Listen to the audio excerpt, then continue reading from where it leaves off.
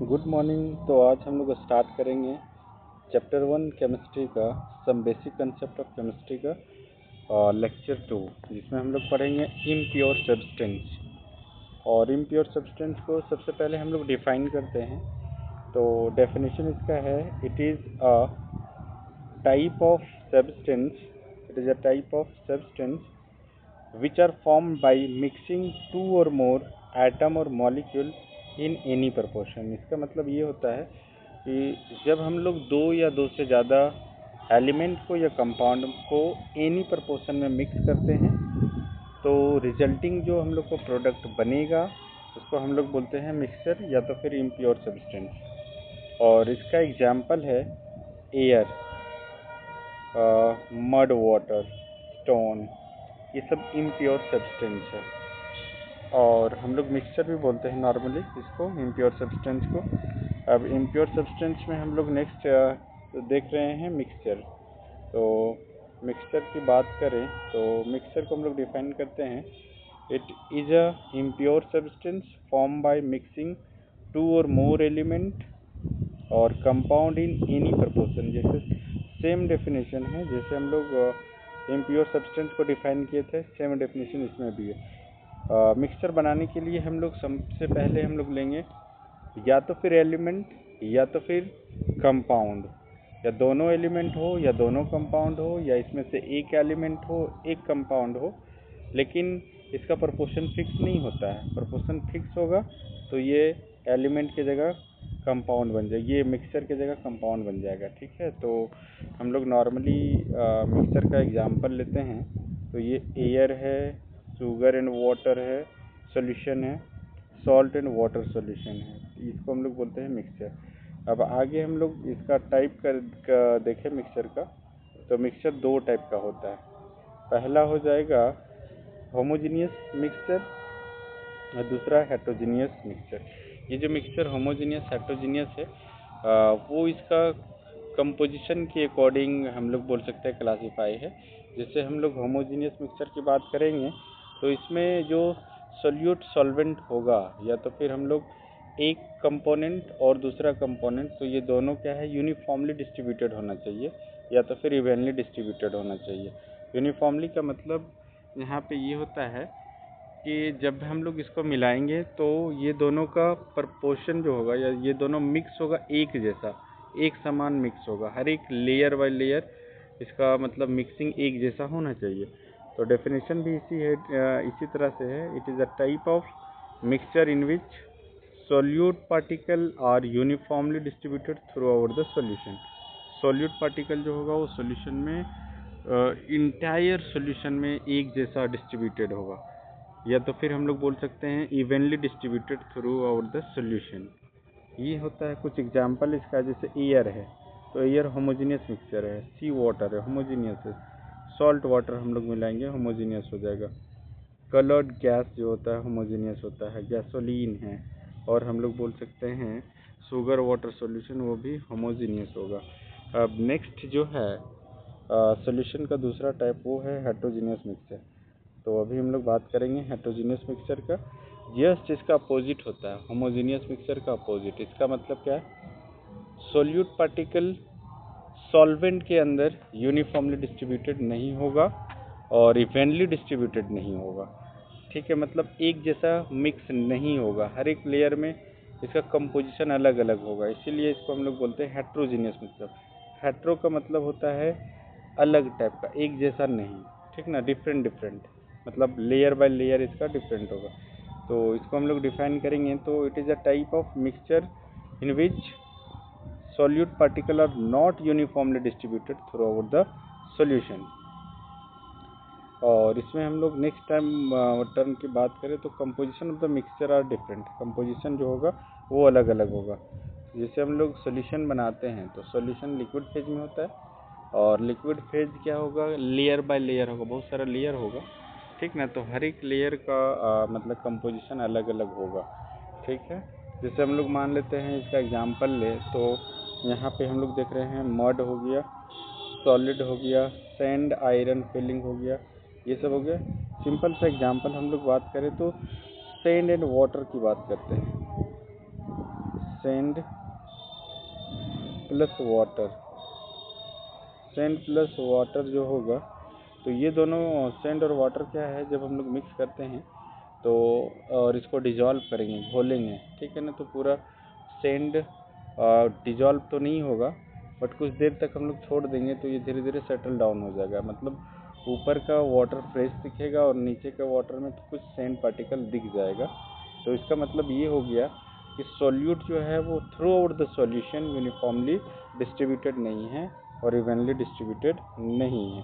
तो ये है मिक्सचर का ये दोनों टाइप हो गया, होमोजेनियस, हेटेरोजेनियस। अब हम लोग कुछ चेंजेस देखेंगे, जैसे फिजिकल और केमिकल चेंज। दो तरह का चेंज हम लोग देखते हैं डे टू डे लाइफ में, और ये दो ही टाइप का चेंज होता है नॉर्मली।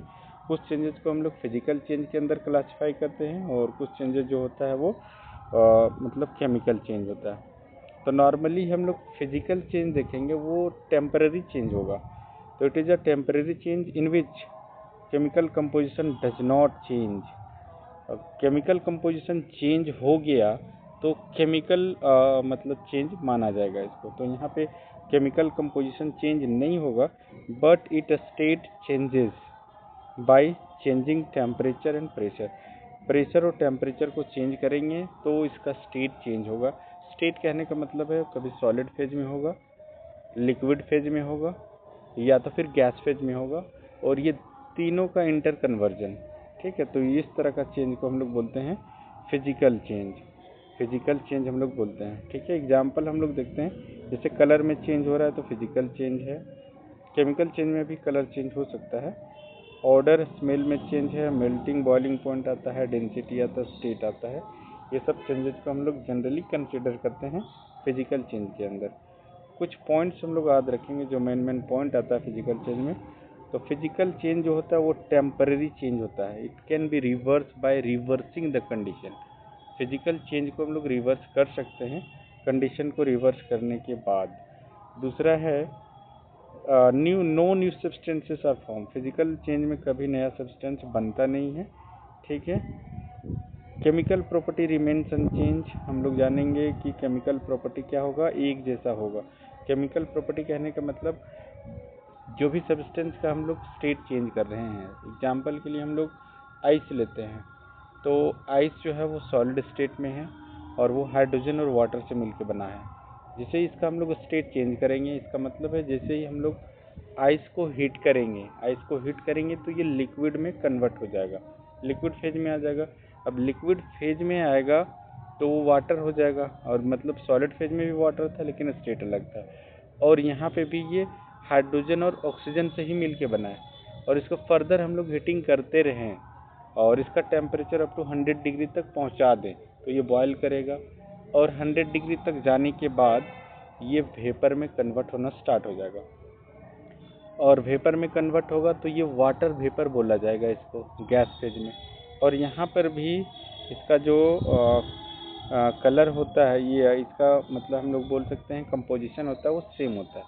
कंपोजिशन क्या हो जाएगा इसका अभी भी, हाइड्रोजन और ऑक्सीजन। नेक्स्ट पॉइंट की हम लोग बात करें तो इसमें आता है it can be reverse by reversing it. Conditions बोल सकते हैं, कंडीशन के अंदर टेम्परेचर है, प्रेशर है, ठीक है ना। ये सिंपल फिजिकल मेथड से ही इसको हम लोग रिवर्स कर सकते हैं, ठीक है। नेक्स्ट हम लोग आगे बढ़ते हैं। तो जो दूसरा टाइप का चेंज है वो है हम लोग का केमिकल चेंज। अब केमिकल चेंज ये एक ऐसा चेंज है जिसमें परमानेंट चेंज आता है। ये केमिकल चेंज क्या होता है, परमानेंट चेंज होता है, परमानेंट। और it is a permanent change in which chemical composition of the substances changes and new substances are form with new property भी बोल सकते हैं, ठीक ना। इसमें क्या हो जाएगा, परमानेंट चेंज है, इसमें केमिकल कंपोजिशन चेंज हो जाएगा। केमिकल कंपोजिशन जैसे ही चेंज होगा तो न्यू सब्सटेंसेस फॉर्म करेगा, और न्यू सब्सटेंसेस फॉर्म करेगा विथ न्यू प्रॉपर्टी के साथ, इसका प्रॉपर्टी भी अलग होगा। इसको हम लोग रिवर्स नहीं कर सकते हैं bye simple physical method. Physical method से हम इसको रिवर्स बैक नहीं कर सकते हैं ओरिजिनल स्टेट में, बट कुछ केमिकल कंडीशन होता है, केमिकल मेथड से जाएं तो इट कैन बी रिवर्सेस, ठीक है। इसको हम लोग रिवर्स कर सकते हैं। एग्जाम्पल के लिए हम लोग बेसिसिटी देखते हैं। बेसिसिटी जनरली एसिड का निकलता है, एसिडिटी जनरली बेस का निकलता है। कंबस्टिबिलिटी ये कैसे मतलब कंबस्टाइल है या नहीं है, इसमें ये फ्लेमेबल होगा, इनफ्लेमेबल होगा, ये सब यहाँ पे दिखता है। कुछ प्रॉपर्टीज़ की बात करें तो इसमें न्यू सब्सटेंसेस बनेगा विथ न्यू प्रॉपर्टी के साथ, नया प्रॉपर्टी के साथ नया सब्सटेंस बनता हुआ दिखेगा। किसमें? केमिकल चेंज में।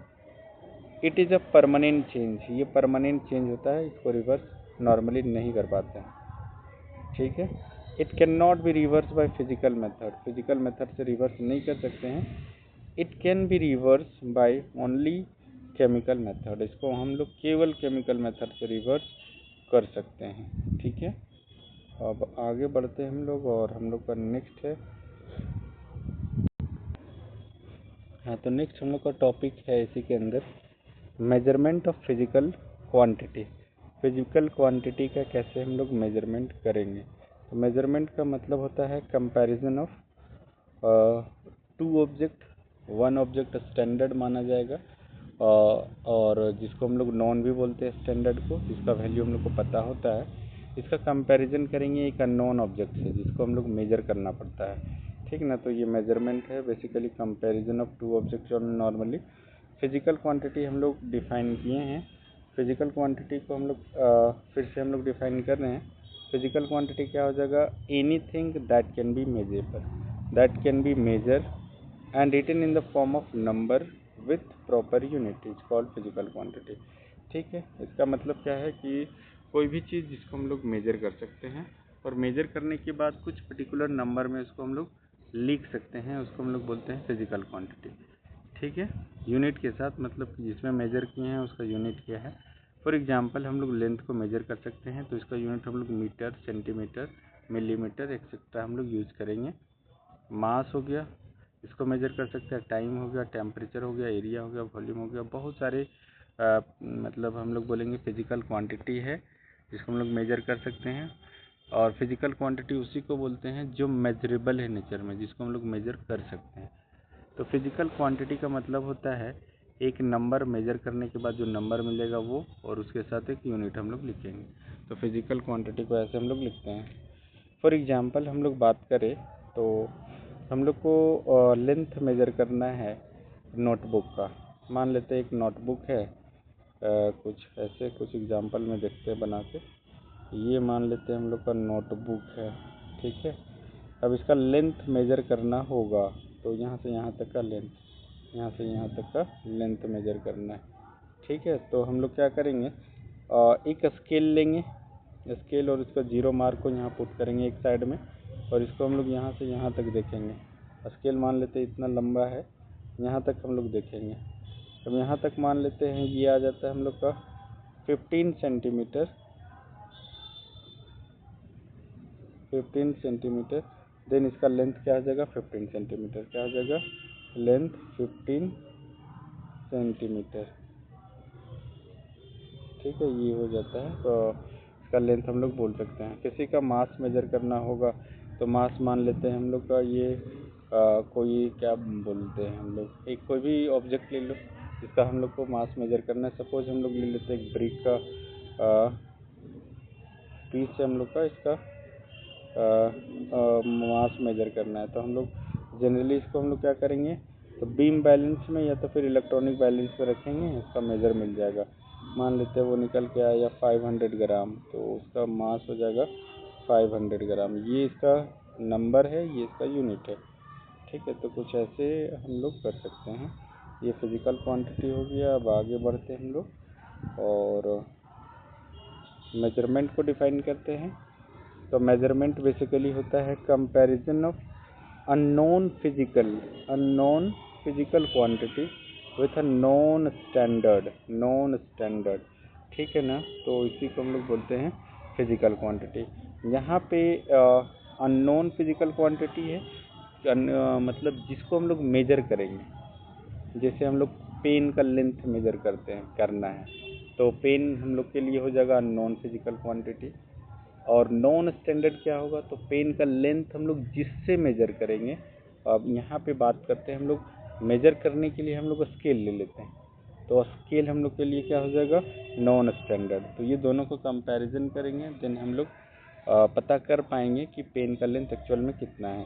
जैसे आ जाता है, ये मान लेते हैं 12 सेंटीमीटर, तो 12 सेंटीमीटर आई थिंक ऐसे कुछ, देन ये हो जाता है नंबर और ये हो जाता है उसका यूनिट।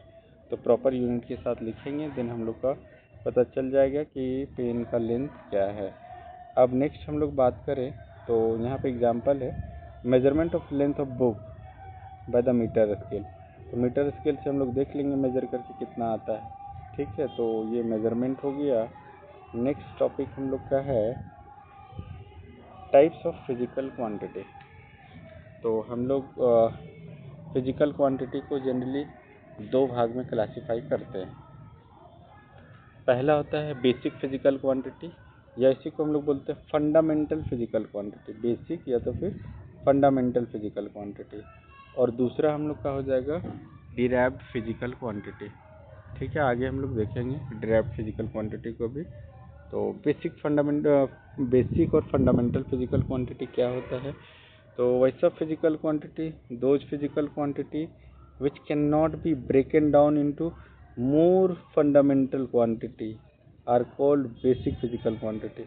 या तो फिर हम लोग दूसरे टर्म में इसको हम लोग बात करना चाहें तो वैसा फिजिकल क्वांटिटी जिसको हम लोग ब्रेक नहीं कर सकते हैं, मतलब और सिंपलर फिजिकल क्वांटिटी में, मतलब एक ये हम लोग का एक फंडामेंटल है, यहाँ से वो टूट के और छोटा नहीं हो सकता है, ठीक ना। इसी को हम लोग बोलते हैं फंडामेंटल फिजिकल क्वांटिटी। जैसे एग्जांपल के लिए हम लोग बात करें तो ये 7 होता है टोटल नंबर में। पहला हो गया मास, दूसरा हो गया लेंथ, तीसरा हो गया टाइम, ठीक है। चौथा हो गया टेम्परेचर, पांचवा है इलेक्ट्रिक करंट, यहाँ तक आ गया।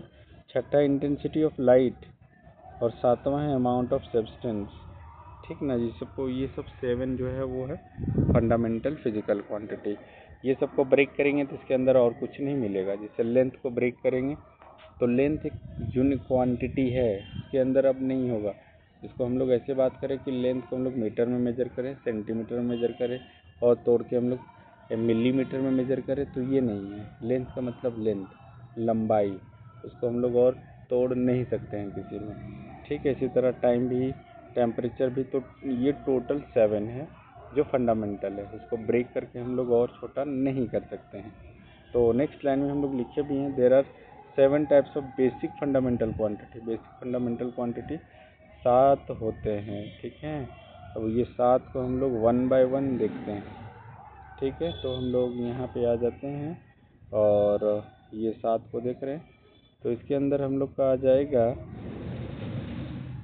पहला आ जाता है, यहाँ पे हम लोग अलग अलग कॉलम बनाए। जैसे मान लेते हैं कॉलम नंबर 1 हम लोग बात करें ये, ठीक है। दूसरा इसका यूनिट हम लोग लिखे हैं, तीसरा हम लोग इसका सिंबल लिखे हैं, चौथा इसका हम लोग रिप्रेजेंटेशन किए हैं। तो ये हम लोग को ये 7 हम लोग देख रहे हैं, ठीक है। नंबर 1 में बात करें तो लेंथ को हम लोग मेजर करते हैं मीटर में, सिंबल मीटर होता है और रिप्रेजेंट एल से करते हैं, ठीक है। दूसरा हम लोग बात करते हैं मास का, तो मास को मेजर करते हैं किलोग्राम में, केजी इसका होता है सिंबल, और इसको हम लोग रिप्रेजेंट करते हैं एम में, एम से मास, ठीक है। तीसरा हम लोग फंडामेंटल क्वांटिटी की बात करें तो वो टाइम होता है, और टाइम को हम लोग नॉर्मली सेकेंड में ही मेजर करते हैं, और इसका सिंबल सेकेंड है, और ये स्मॉल टी से रिप्रेजेंट करते हैं। फोर्थ हम लोग क्वांटिटी की बात करें तो वो है इलेक्ट्रिक करंट। करंट को एम्पियर में मेजर किया जाता है, इसका सिंबल ए होता है, और आई से इसको हम लोग डिनोट करते हैं करंट को, ठीक है। नेक्स्ट हम लोग बात करेंगे फिजिकल क्वांटिटी का, देन हम लोग के पास आ जाएगा टेम्परेचर।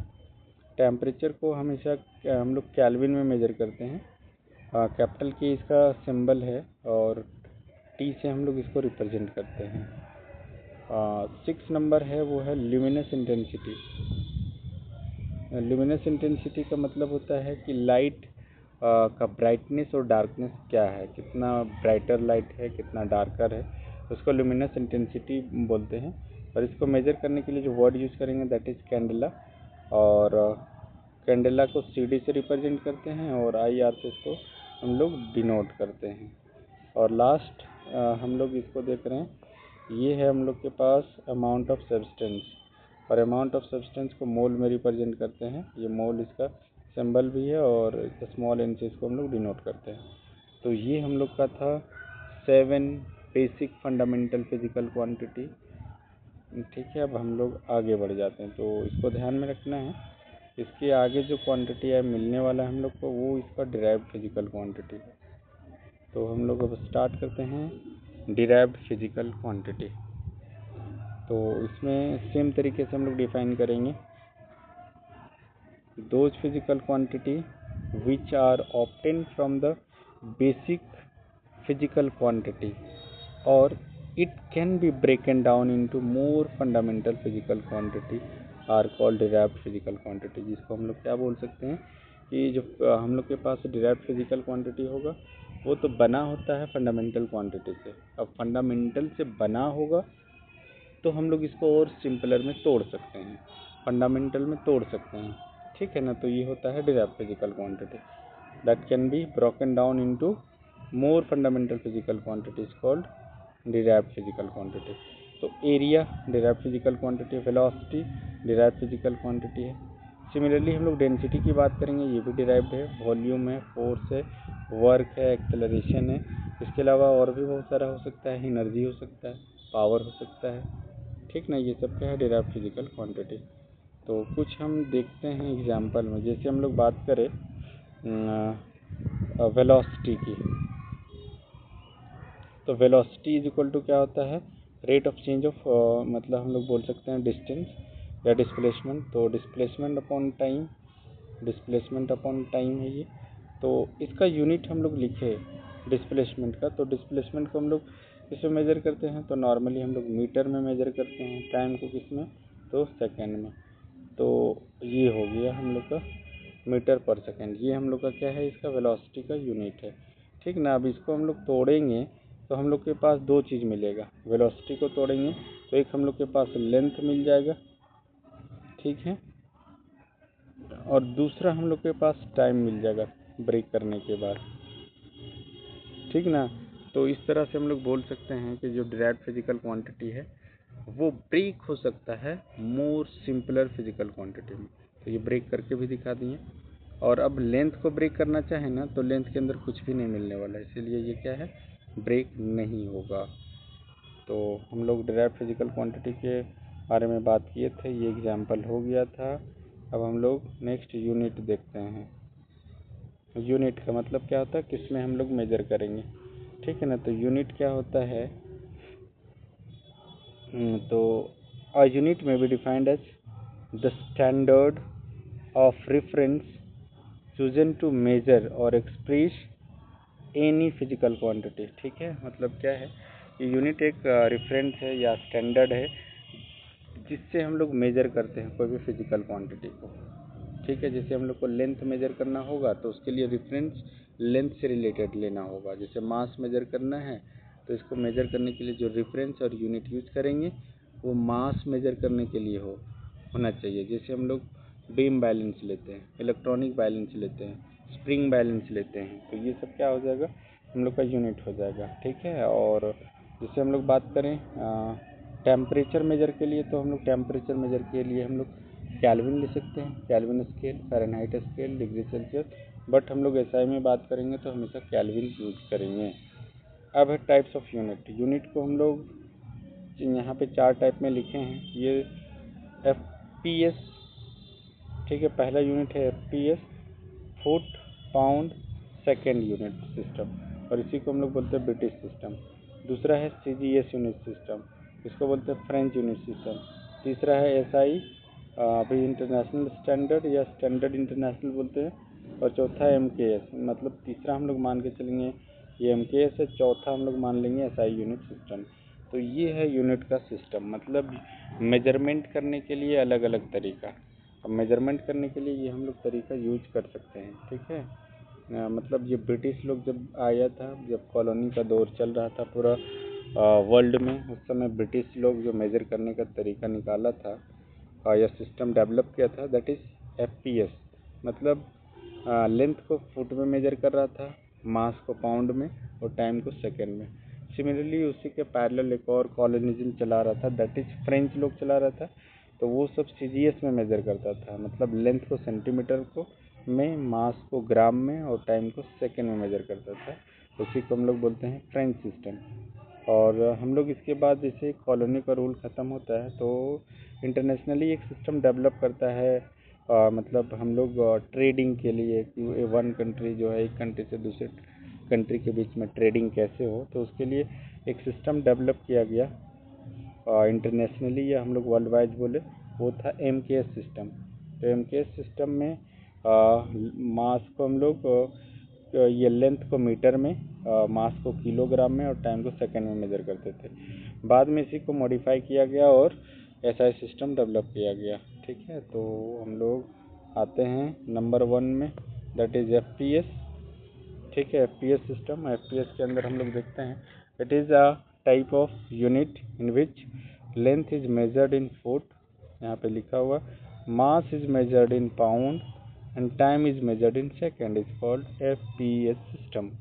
ठीक ना। अब यहाँ पे हम लोग जानते हैं 1 पाउंड जो होता है 453 ग्राम में आता है, और अभी भी आता है। हम लोग केक जब भी लेने जाते हैं तो शॉप वाला ही पूछता है कितना पाउंड का लेना है, 1 पाउंड, 2 पाउंड, हाफ पाउंड, ऐसे कुछ। तो ये पाउंड में ही अभी तक चलते आ रहा है। दूसरा है सीजीएस, इसको ब्रिटिश सिस्टम भी बोलते हैं। इसको ब्रिटिश सिस्टम बोलते हैं क्योंकि ये ब्रिटिश लोग ही डेवलप किया था। ठीक है, अब दूसरा है सीजीएस सिस्टम।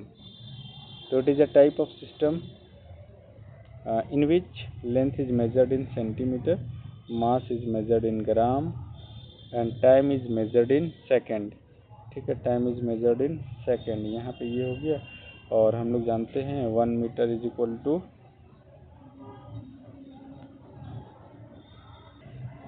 तो हम लोग यहाँ पे देख रहे हैं 1 मीटर इज इक्वल टू कितना हो जाएगा, तो 100 सेंटीमीटर। 1 मीटर में 100 सेंटीमीटर और 1 केजी में 1000 ग्राम होता है। ठीक है, तो ये हो गया हम लोग का एफपीएस सिस्टम।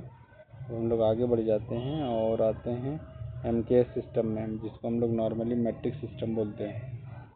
तो in this system of unit length is measured in metre, mass is measured in kilogram and time is measured in second. Time को सेकेंड में मेजर करेंगे, लेंथ को मीटर में, मास को किलोग्राम में, टाइम को second में। और इस टाइप का सिस्टम को हम लोग बोलते हैं एमकेएस सिस्टम। और एमकेएस सिस्टम का मतलब होता है मेट्रिक सिस्टम। ठीक है, और लास्ट हम लोग जो पढ़ेंगे दैट इज एसआई सिस्टम, और ये क्या है, एमकेएस का एडवांस फॉर्म में। इन इंटरनेशनल एसआई, इंटरनेशनल या international standard system of unit, it is the largely modify the metric system or MKS system. In this system 7 basic unit are adopted in 1960। पहले हम लोग देख रहे थे कि 3 ही था, लेंथ, मास और टाइम। अब इसके अलावा भी हम लोग 7 देखेंगे। क्या क्या देख लेंगे, तो लेंथ हो जाएगा, और हो जाए मास हो जाएगा, टाइम हो जाएगा, टेम्परेचर आ जाएगा, इलेक्ट्रिक करंट आ जाएगा, इंटेंसिटी ऑफ लाइट आ जाएगा और अमाउंट ऑफ सब्सटेंस आएगा। ये 7 को अडॉप्ट किया गया था 1960 में, और ये सिस्टम का नाम हो गया था एसआई सिस्टम। तो यहाँ पे हम लोग का दिख रहा है स्क्रीन के ऊपर एसआई सिस्टम, मतलब ये हम लोग देखे हैं फिजिकल क्वांटिटी, इधर हम लोग लिखे हैं इसका यूनिट। तो फिजिकल क्वांटिटी को में लेंथ है, मीटर में मेजर करते हैं, मास है किलोग्राम में, टाइम है सेकंड में, टेम्परेचर है केल्विन में, इंटेंसिटी ऑफ लाइट है कैंडेला में, इलेक्ट्रिक करंट है एम्पियर में, अमाउंट ऑफ सब्सटेंस है ये मोल में मेजर करेंगे। ठीक है, तो ये हम लोग ये 7 बेसिकली अडॉप्ट किया गया था, ये 1960 के आसपास में अडॉप्ट किया गया था। अब आगे हम लोग बढ़ें तो हम लोग का नेक्स्ट टॉपिक है दैट इज़ प्रीफिक्सेस। और प्रीफिक्सेस को ध्यान में रखना ज़रूरी है क्योंकि यहाँ से मल्टीपल चॉइस में भी एक डायरेक्ट क्वेश्चन आता है। और जितना भी न्यूमेरिकल हम लोग सॉल्व करेंगे चैप्टर का, चाहे 11th का हो, 12th का हो, केमिस्ट्री का हो, फिजिक्स का हो, ठीक ना, यहाँ पे ये प्रीफिक्सेस यूज होता है। जैसे हम लोग बोले 10⁻12 को हम लोग टेरा टर्म करते हैं, ये प्लस में जा रहा है। 10⁻9 को गीगा हम लोग बोलते हैं, 10⁻6 को मेगा बोलते हैं, 10⁻3 को किलो बोलते हैं, 10⁻2 को हेक्टो बोलते हैं, 10⁻1 को डेका बोलते हैं। ठीक है, और -1 को हम लोग डेसी बोलते हैं, 10⁻⁻2 को हम लोग सेंटी बोलते हैं, 10⁻³ को मिली बोलते हैं, ठीक है, जिसको हम लोग mm बोल सकते हैं। यहाँ पे सॉरी, जो यहाँ पे डबल m होगा, मिली, ठीक है। और 10⁻⁻6 को हम लोग माइक्रो बोलते हैं, 10⁻⁻6 को माइक्रो बोलते हैं, माइक्रो को ऐसे रिप्रेजेंट करते हैं। 10⁻⁻9 को नैनो बोलते हैं, 10⁻12 को पिको, और 10⁻15 को हम लोग फर्मी बोलते हैं और फेंटो बोलते हैं। स्मॉल एफ से हम लोग रिप्रेजेंट करते हैं इसको, ठीक है। अब कुछ टर्म्स है उसको हम लोग याद करेंगे और ध्यान में रखेंगे, जैसे मास, व्हाट इज मास। तो मास को हम लोग कैसे डिफाइन करेंगे। तो मास कोई भी चीज़ का हो जाता है, mass of substance is defined as the total amount of matter present in it. मतलब कोई भी बॉडी के अंदर कितना मैटर प्रेजेंट होता है उसी को उसका हम लोग मास बोलते हैं। जैसे हम लोग टर्म करेंगे, जैसे मास ऑफ, हम लोग बुक का मेजर करें, तो मान लेते हैं बुक का मास आ जाता है 100 ग्राम, तो हम लोग बोल सकते हैं उसमें जो बहुत सारा मैटर प्रेजेंट है और सारे मैटर का मास को हम लोग देख रहे हैं, तो वो है 100 ग्राम, ठीक है ना। तो ये अब मास जो होता है वो चेंज नहीं होता है। जैसे हम लोग प्रेशर लगाए, फोर्स लगाएं, तो फोर्स लगाने से मास कभी चेंज नहीं होता। वो मास क्या होता है, तो टोटल क्वांटिटी ऑफ मैटर, कितना मैटर से वो ऑब्जेक्ट बना है वही उसका मास। अब हम लोग दूसरा है टर्म है दैट इज वेट। तो वेट क्या होगा, तो वेट एक तरह का फोर्स होता है, it is a force exerted by the gravity on an object is called weight. मतलब वेट क्या है, एक ऐसा फोर्स जिसको ग्रेविटी जो होता है लगाता है, ठीक ना, इसी को हम लोग वेट बोलते हैं।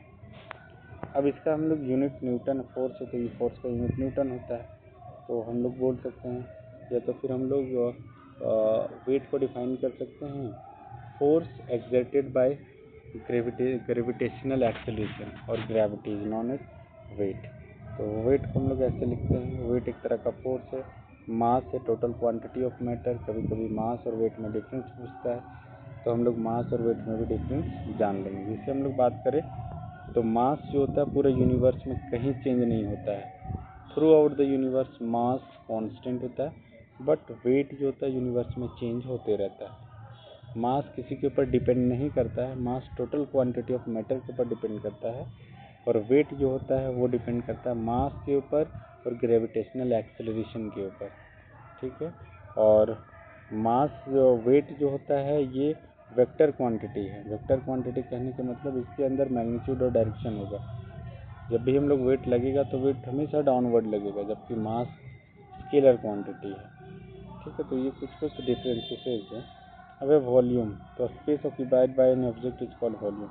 वॉल्यूम का मतलब कितना स्पेस वो ले रहा है, ठीक ना, हिंदी में इसको आयतन बोलते हैं। तो स्पेस कितना ले रहा है कोई ऑब्जेक्ट, उसका वॉल्यूम होता है वो। तो वेट को न्यूटन में मेजर करते हैं, सिमिलरली हम लोग वॉल्यूम को मीटर क्यूब में मेजर करेंगे। अब आगे आते हैं, देन हम लोग का नेक्स्ट टर्म मिलता है डेंसिटी। तो डेंसिटी क्या होता है, it is defined as the ratio of mass per unit volume, ठीक ना। मतलब मास के कंपैरिजन में कोई ऑब्जेक्ट का वॉल्यूम कितना है वही उसका डेंसिटी है। तो डेंसिटी एक तरह का कंपैरिजन टर्म है, मतलब हम लोग उससे तुलना करेंगे कोई ऑब्जेक्ट को। कोई ऑब्जेक्ट ऐसे वाटर के ऊपर फ्लोट करेगा, स्विम करेगा, तो मतलब वो ऑब्जेक्ट का मास उसके वॉल्यूम के कंपैरिजन में कितना है। वॉल्यूम के कंपैरिजन में मास 1 से ज़्यादा आ जाता है उसका रेशियो, देन वो सिंक करेगा वाटर के अंदर, और इक्वल टू आ जाएगा तो सबमर्ज होगा, और मतलब लेस देन 1 आता है तो फ्लोट करेगा ऑन द वाटर। तो यहाँ पे हम लोग डेंसिटी का फार्मूला देखें, मास बाय वॉल्यूम, ठीक है। इसका यूनिट मास का किलोग्राम, वॉल्यूम का मीटर क्यूब। तो केजी पर मीटर क्यूब और ग्राम पर सेंटीमीटर क्यूब। यहाँ एक रिलेशन आता है, 1 gram per centimetre cube is equal to कितना आ जाएगा, 1 gram per centimetre cube is equal to कितना हो जाएगा। तो ये होता है 1000 kg पर मीटर क्यूब, पर मीटर क्यूब है, ठीक ना, ये पर मीटर क्यूब है, 1000 kg पर मीटर क्यूब, ये m है, ठीक है। तो ये एक रिलेशन है, इसको ध्यान में रखना है। जैसे हम लोग डेंसिटी क्वेश्चन में दिया हुआ रहता है ग्राम में, और ग्राम से हम लोग को किलोग्राम में लाना है, तो 1000 से मल्टीप्लाई करेंगे, ये आ जाएगा। हाँ, तो ये हम लोग का यहाँ देख लिया। टेम्परेचर की बात करें अब, तो कोई भी बॉडी का टेम्परेचर ये डिग्री ऑफ हॉटनेस और कूलनेस को बताता है। It measure the degree of hotness और कूलनेस ऑफ द बॉडी, ठीक ना। कोई बॉडी कितना गर्म है या ठंडा है, उसको मेजर करने के लिए हम उसको मेजर को टेम्परेचर बोलते हैं। अब टेम्परेचर को SI यूनिट में हम लोग केल्विन में मेजर करते हैं, ठीक है। अब इसको मेजर करने के लिए हम लोग के पास 3 स्केल्स होता है, एक डिग्री सेल्सियस का, डिग्री फ़ारेनहाइट का, kelvin scale, but SI unit जो है उसका केल्विन है, ठीक है। यहाँ पे हम लोग कुछ इसका देख रहे हैं। यहाँ पे तीनों हम लोग के पास है, सेल्सियस स्केल में, केल्विन स्केल में, फ़ारेनहाइट स्केल में, और ये हम लोग का इसका फ्रीजिंग पॉइंट है और बॉइलिंग पॉइंट है। तो सेल्सियस स्केल में किसी का फ्रीजिंग पॉइंट 0 डिग्री है, किसका वाटर का हम लोग नॉर्मली ले रहे हैं, और केल्विन में हम लोग देखें तो ये 273 केल्विन होता है, फ़ारेनहाइट स्केल में 32 डिग्री फ़ारेनहाइट। अब इसी तरह बॉइलिंग पॉइंट हम लोग बात करेंगे वाटर का, तो 100 डिग्री सेल्सियस, और इसमें 373, और इसमें 212 डिग्री फ़ारेनहाइट। तो इसके अंदर डिविजन्स की बात करें तो मतलब सेल्सियस स्केल में 100 डिविजन्स होगा, केल्विन स्केल में भी 100 डिविजन्स होगा, और फ़ारेनहाइट स्केल में 180 डिविजन्स होता है, ठीक है। अब हम लोग फ़ारेनहाइट स्केल में कैलकुलेट करना है डिग्री सेल्सियस को, तो ये 9/5 डिग्री सेल्सियस प्लस 32 ये फार्मूला है। केल्विन में निकालना हो तो 0 डिग्री सेल्सियस, जितना भी डिग्री सेल्सियस हो उसको 273 केल्विन से प्लस करेंगे, तो ये हम लोग को केल्विन में मिल जाएगा। तो कभी कभार ये क्वेश्चन आता है कन्वर्ट करने के बाद, बहुत सिंपल है। अब नेक्स्ट हम लोग का टर्म है दैट इज़ साइंटिफिक नोटेशन, कि हम लोग कोई भी चीज़ को कैसे साइंटिफिकली डिनोट करते हैं। तो साइंटिफिक नोटेशन में हम लोग बात करेंगे atom and molecules are very small in nature में एटम और मॉलिक्यूल क्या होता है, बहुत स्मॉल है, जिसको हम लोग नहीं देख सकते हैं।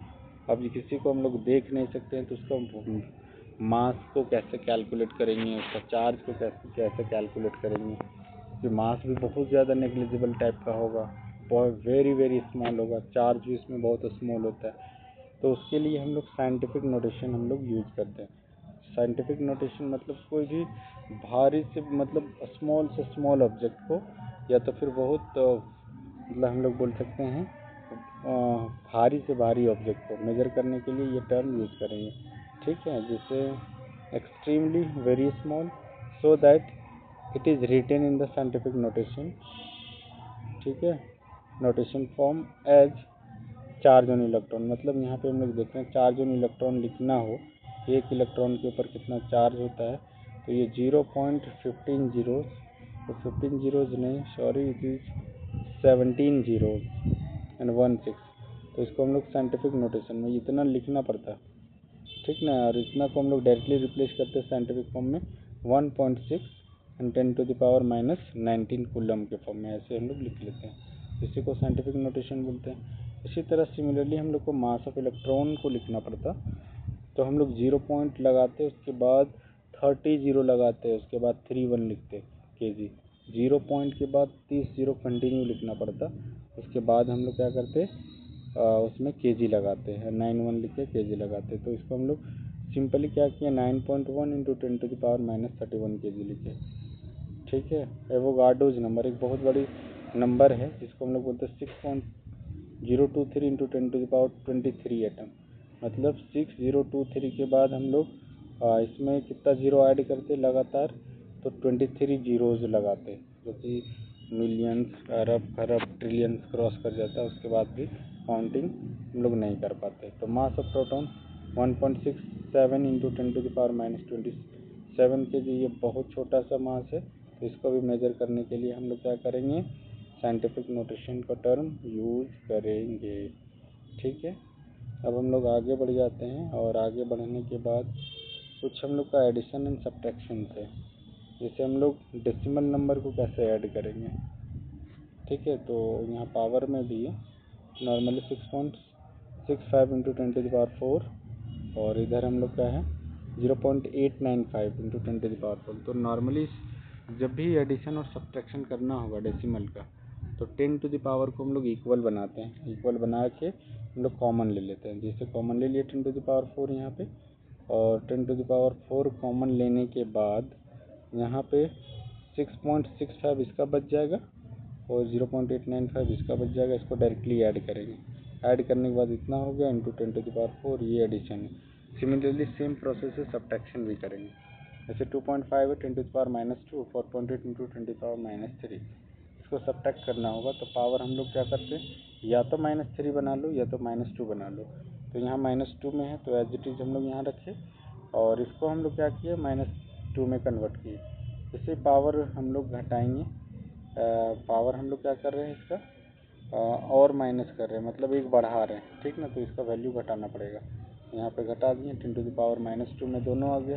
अब 10⁻⁻² को कॉमन लेंगे, देन 2.5 माइनस 0.48 कर लेंगे। तो माइनस करने के बाद हम लोग को 2.02 बचेगा इंटू 10⁻²। तो ये हम लोग का एडिशन और सब्ट्रैक्शन हो गया। मल्टीप्लिकेशन तो बहुत इजी है इसका। सिमिलरली मल्टीप्लाई करेंगे, जितना के बाद पॉइंट है उतना हम लोग लगा लेंगे। हाँ, जैसे एग्जांपल की बात करें तो यहाँ पे पावर इक्वल करने का ज़रूरत नहीं होता। मल्टीप्लिकेशन में हम लोग नंबर को डायरेक्टली मल्टीप्लाई करते हैं। तो नंबर मल्टीप्लाई करने के बाद हम लोग के पास इतना आ गया, और 10⁻⁴ जितना भी उसको प्लस कर देते हैं। 8, 5, 13 है, देन 13, ये हो गया। सेम डिवीज़न में प्लस नहीं होगा, पावर यहाँ पे माइनस होता है। 2.7 इंटू 10⁻⁻3 है और ये 5.5 इंटू 10⁻⁴ है। ये दोनों को डिवाइड करना है तो डिवाइड कर दिए 2.7 और 5.5 को, ये नंबर को और ये नंबर को हम लोग डिवाइड में लिए। डिवाइड में लेने के बाद हम लोग करेंगे क्या, और जो 10⁻⁻3 था और ये डिवाइड में है तो ऊपर जाकर 10 क्या होगा माइनस हो जाएगा। डिवीज़न में पावर माइनस होता है, मल्टीप्लिकेशन में पावर ऐड होता है, इसको ध्यान में रखना है। तो इतना आ गया और ये -3 और -4 -7 हो गया। तो इसमें कुछ क्वेश्चन है जो जिसको साइंटिफिक फॉर्म में रिप्रेजेंट करना है। जैसे हम लोग पहला की बात करें तो इसको हम बना के बता रहे हैं कैसे होगा। तो ये हो गया हम लोग का 1861030 है, सॉरी 2030। इसको लिखना होगा तो हम लोग लिख सकते हैं 1.86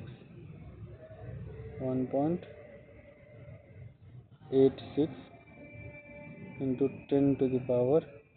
देखो पॉइंट यहाँ पे हम लोग बैठा रहे थे, इसका मतलब 1 2 3 4 5 जीरो, तो यहाँ 10⁻⁵ हो जाएगा। जितना जीरो हम लोग उधर की, तो इसको हम लोग साइंटिफिक फॉर्म में ऐसे लिख सकते हैं। इसी तरह से हम लोग इसको बनाएंगे, इसको ट्राई करेंगे।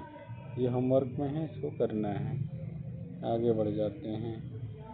अब एक हम लोग टॉपिक पढ़ेंगे, that is significant figure.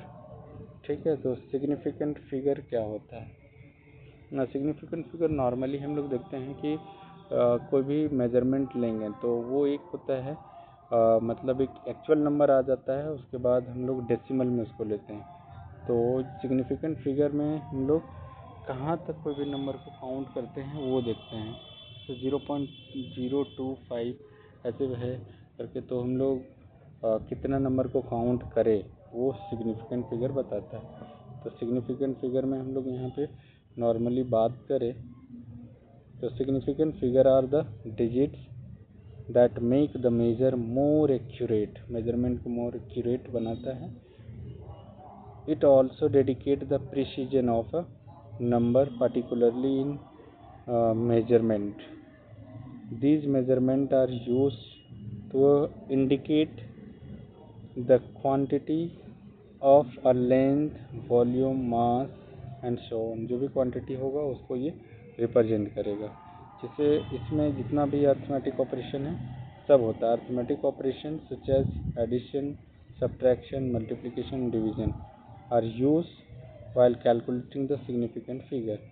Significant figure calculate करने में हम लोग एडिशन, सब्ट्रैक्शन, मल्टीप्लिकेशन किए हैं। तो डेसिमल के बाद कितना पॉइंट को हम लोग काउंट करते हैं वो हम लोग यहाँ पे इसके अंदर सीखते हैं। तो आगे हम लोग कुछ एग्जांपल लिखते हैं।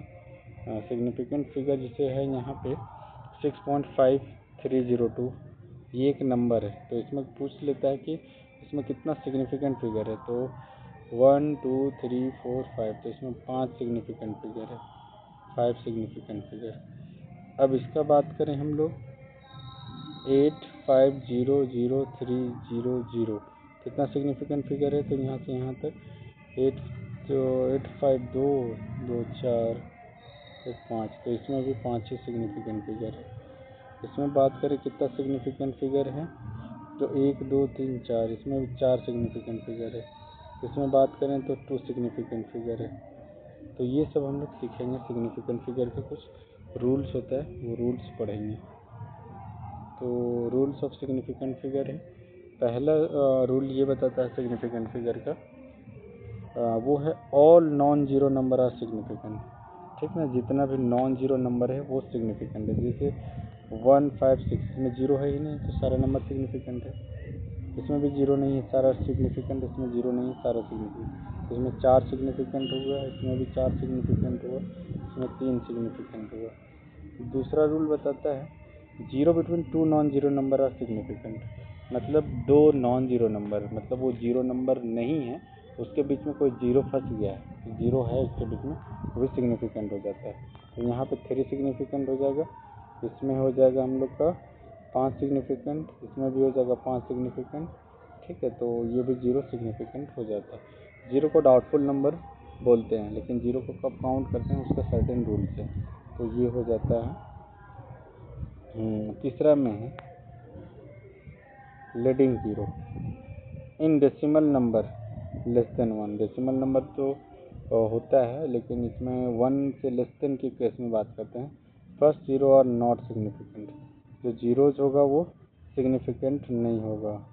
जैसे इसमें ओनली 1 सिग्निफिकेंट, ये फर्स्ट जीरोज का मतलब पहले जो जीरो लगता है, मतलब लास्ट का जीरो नहीं, फर्स्ट वाले जीरोज, तीनों जीरो सिग्निफिकेंट नहीं है। इसमें एक जीरो सिग्निफिकेंट नहीं है। अब इसमें एक जीरो सिग्निफिकेंट नहीं है, इसमें लास्ट वाला जीरो सिग्निफिकेंट है। 3 सिग्निफिकेंट, 2 सिग्निफिकेंट, 1 सिग्निफिकेंट। तो ये थर्ड था। थर्ड रूल ख़त्म होता है हम लोग का, तो लीडिंग जीरो बोलते हैं। अब टेलिंग जीरो में आते हैं हम लोग फोर्थ रूल में। फोर्थ रूल क्या बताता है, टेलिंग जीरो जो होता है राइट साइड में डेसिमल का, वो क्या होता है, सिग्निफिकेंट होता है। तो 5.00 तो 3 सिग्निफिकेंट फिगर। 0.50040, तो इसमें 3 2 5 सिग्निफिकेंट फिगर है। ठीक है, इसमें लास्ट का 2 नहीं है सिग्निफिकेंट, बाकी इधर पूरा टोटल सिग्निफिकेंट 4 सिग्निफिकेंट। तो लास्ट का जीरो डेसिमल नंबर के केस में सिग्निफिकेंट होता है, और स्टार्टिंग का जीरोस डेसिमल नंबर के केस में सिग्निफिकेंट नहीं होगा। जब हम लोग बात करेंगे डेसिमल नंबर लेस देन 1 की बात करेंगे तो। अब हम लोग रूल नंबर 5 में आते हैं। In case of non zero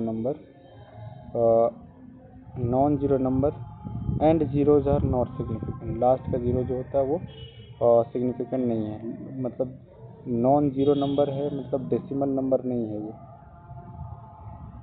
non decimal number होना चाहिए। इन case of non decimal number, ठीक है, जैसे 1500 है, 15,000 है, तो ओनली 2 सिग्निफिकेंट, ये तीनों सिग्निफिकेंट नहीं है। अब इसमें 4 सिग्निफिकेंट होगा यहाँ से यहाँ तक। ठीक है, ये लास्ट का ये 2 जीरो सिग्निफिकेंट नहीं है। ठीक है, तो 4 सिग्निफिकेंट फिगर। तो डेसिमल नंबर नहीं है, तो लास्ट का जितना भी जीरो होगा वो सिग्निफिकेंट नहीं होता है। लास्ट में फोर्थ नंबर है एक्सपोनेंशियल टर्म। एक्सपोनेंशियल टर्म क्या हो जाएगा, exponential form of the significant notation are not significant. Exponential term significant नहीं होता। जैसे 1.5 × 10³ ग्राम है, तो इसमें केवल ये दोनों सिग्निफिकेंट है, तो 2 सिग्निफिकेंट, इसमें केवल 3 सिग्निफिकेंट है। ये एक्सपोनेंशियल टर्म सिग्निफिकेंट नहीं होता है, तो ये सिग्निफिकेंट नहीं होगा। अब इसमें बात करेंगे 2.500, तो इसमें 4 सिग्निफिकेंट होगा, ये टर्म सिग्निफिकेंट नहीं है। ठीक है, तो हम लोग ये बोलते हैं कि एक्सपोनेंशियल टर्म सिग्निफिकेंट नहीं होता। सिग्निफिकेंट का मतलब ही होता है डाउटफुल नंबर को काउंट करना, और डाउटफुल नंबर जनरली हम लोग जीरो को कंसिडर करेंगे। तो कब जीरो को कंसिडर करना है, कब नहीं करना है, वही है डाउटफुल नंबर। लास्ट है रूल इसका, counting of object have an infinite number of significant number. कोई भी नंबर को काउंट करें तो उसमें infinite number of significant figure होता है। जिससे हम लोग बात करेंगे 1 डजन ऑफ पेंसिल, तो infinite number of significant number. 1 kg of rice, इसमें भी infinite number of significant figure होता है। तो ये हम लोग का था सिग्निफिकेंट फिगर टोटल, और ये सिग्निफिकेंट फिगर अब ख़त्म होता है। कुछ क्वेश्चन है वर्क के लिए, और ये है क्वेश्चन हम लोग का, find the number of significant figure in the following. तो ये फॉलोइंग में क्या क्या सिग्निफिकेंट फिगर है। तो हम लोग क्वेश्चन नंबर 1 की बात करें तो यहाँ पे हम लोग बात करेंगे, ये एक्सपोनेंशियल फंक्शन है, तो एक्सपोनेंशियल टर्म कभी सिग्निफिकेंट होता नहीं है। तो 6.0023, देन यहाँ पे हो जाएगा only 5 significant figure. Question number हम लोग 4 की बात करें, 4 की, तो यहाँ से हो जाएगा 1 2 3 एंड 4 5 6 में टोटल का टोटल सिग्निफिकेंट फिगर है, तो इसमें 6 सिग्निफिकेंट फिगर है। तो ऐसे सॉल्व करना है इसके अकॉर्डिंग, ठीक है। तो सारा क्वेश्चन सॉल्व करेंगे, और आज का लेक्चर 2 यहीं पे हम लोग एंड करते हैं, ठीक है।